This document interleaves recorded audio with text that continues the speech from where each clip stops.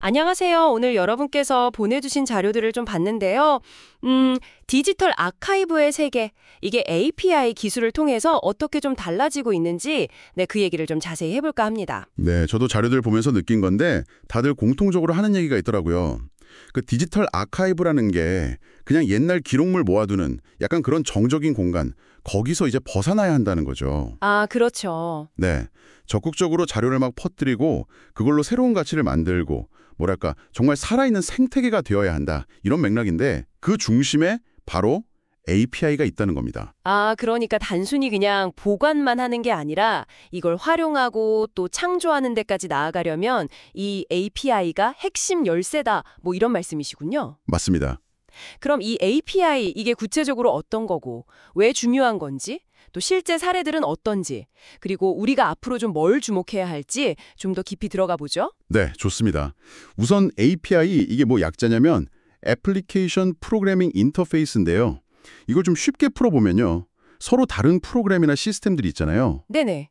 이것들이 서로 정해진 규칙대로 정보를 아주 매끄럽게 주고받을 수 있게 연결해주는 그런 소통 창구 아니면 데이터 통로 뭐 이 정도로 생각하시면 좀 쉬울 것 같아요. 아, 약간 비유하자면 그 박물관 디지털 자료를 전혀 다른 회사에서 만든 앱에서 실시간으로 착 보여줄 수 있게 하는 그런 기술, 데이터가 흘러가는 파이프라인처럼요. 네, 정확합니다. 딱 그런 개념이에요. 이 통로가 있으니까 아카이브 데이터를 쓰는 방식이 엄청나게 다양해지는 거죠. 그렇군요. 자료들에서 공통적으로 나오는 첫 번째 장점이 바로 이 개방성이에요. 아카이브가 가진 그 엄청난 자료를 자기들 시스템 안에만 딱 가둬두는 게 아니라 외부의 다른 서비스나 플랫폼에서도 그냥 직접 가져다 쓸 수 있게 문을 활짝 여는 거죠. 아, 그 스미소니언 연구소 사례가 진짜 인상 깊었어요. 자료 보니까 뭐 510만 점이 넘는 고화질 이미지랑 3D 모델 데이터 이런 걸 API로 그냥 확 열어버렸다고. 네, 맞아요. 근데 단순히 그 숫자보다 더 놀라운 게 자료에서도 나오지만 이거 여니까 전혀 예상 못했던 막 창의적인 사용 사례들이 막 튀어나왔다는 거잖아요. 뭐였더라? 인디 영화 감독이 3D 스캔 데이터로 옛날 소품 만들었다는 얘기도 있었고. 네, 맞습니다. 바로 그 지점이 두 번째 장점. 그러니까 재료 창고 역할하고 딱 연결되는 거예요. 아하. 개방된 아카이브 자료는 이제 새로운 디지털 서비스나 만드는데 아주 귀한 원천 재료가 되는 거죠. 예를 들어서 AI가 아카이브에 있는 옛날 음원들을 막 학습해서 새로운 음악을 만들 수도 있고요. 오. 아니면 교육용 게임 만들 때 역사자료 이미지를 가져다 쓴다거나 하여튼 예전에는 진짜 상상하기 어려웠던 그런 혁신적인 시도들이 가능해지는 겁니다. 와, 그러네요. 그리고 또 여러 기관 자료를 하나로 엮어주는 연결다리 역할도 중요하겠네요. 그 유럽 전역 문화유산을 통합해서 보여주는 유로피아나, 이게 대표적인 것 같은데 네, 그렇죠. 4만 개 넘는 기관의 5천만 개 이상 자료를 API 하나로 묶었다니 와, 규모도 규모지만 그거 하려면 데이터 표준 맞추고 기관끼리 협의하고 그런 어려움이 엄청났을 것 같아요. 자료에도 그런 얘기가 좀 있었죠. 그럼요. 그 표준화 작업 그거 없었으면 유로피아나 성공 못했죠. 근데 그게 또 가장 큰 도전 과제 중 하나였던 것도 맞고요. 네. 하지만 어쨌든 그 표준화된 API 덕분에 연구자들이 막 여러 나라 문화유산을 한 자리에서 비교하고 분석할 수 있게 됐으니까요. 이건 정말 큰 발전이죠, 학술적으로도요. 그리고 마지막으로 자료가 업데이트되면 연결된 외부 서비스에도 자동으로 착 반영되는 그런 자동화의 편리함도 무시 못하고요. 국내 사례도 좀 볼까요? 서울기록원이 공공기록물을 오픈 API 형태로 제공해서 시민들이 시정 관련 앱이나 연구에 쓸 수 있게 시도하는 거, 이거 상당히 의미 있어 보였어요. 네, 그렇죠. 다만 자료에서는 아직 API 적용 범위나 뭐 활용성 면에서 좀 더 적극적으로 확대해야 한다, 이런 제언도 있긴 하더라고요. 맞아요. 그리고 성북문화원 아카이브 같은 지역 기반 아카이브들도요.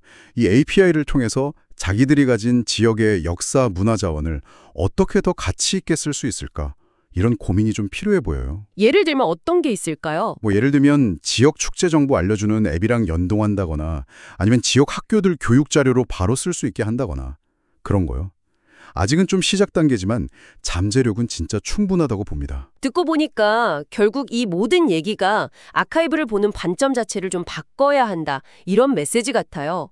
그냥 자료 안전하게 보관만 하는 그런 수동적인 역할에서 벗어나서 문화 데이터를 막 적극적으로 유통시키고 새로운 창작을 막 부추기는 그런 능동적인 플랫폼으로 바뀌어야 한다. 이런 거죠. 네, 정확합니다. 바로 그겁니다. 이걸 현실로 만들려면 근데 몇 가지 좀 중요한 과제들이 남아있긴 해요. 어떤 것들이 있을까요? 자료들에서도 다들 지적하듯이 우선 데이터를 표준화하는 거, 기계가 딱 알아듣고 처리하기 쉽게 만드는 거죠. 그게 제일 시급하고요. 네. 그리고 또 저작권 문제가 좀 덜 복잡한 자료나 사람들이 많이 찾는 자료부터 단계적으로 API를 열고 기관들끼리 벽 좀 허물고 협력하고 또 뭐 해커톤 같은 행사 열어서 외부의 신선한 아이디어들 막 받아들여서 아카이브 데이터 기반의 혁신적인 서비스를 자꾸 만들어내려는 노력, 이런 게 필요합니다. 정리를 좀 해보면 API라는 기술이 디지털 아카이브의 문턱은 확 낮추고 활용 가능성은 정말 무한대로 넓히고 그래서 궁극적으로는 아카이브를 그냥 조용한 저장소에서 아주 역동적인 문화 플랫폼으로 바꿔놓는 핵심 동력이다. 뭐 이렇게 볼 수 있겠네요. 네, 맞습니다. 오늘 저희가 본 자료들이 바로 그 점을 다양한 각도에서 아주 설득력 있게 잘 보여주고 있습니다. 자, 그럼 오늘 이야기 마무리하면서요. 여러분께 이런 질문 한번 던져보고 싶습니다. 만약 여러분이 지금 일하고 계시거나 아니면 깊은 관심을 가지고 계신 분야의 핵심 데이터나 정보들이요. API를 통해서 누구나 그냥 자유롭게 접근하고 막 서로 연결하고 결합할 수 있게 된다면 과연 어떤 정말 예측 불가명하고 흥미로운 변화들이 펼쳐질 수 있을까요? 한번 상상해 보시는 건 어떨까 싶습니다.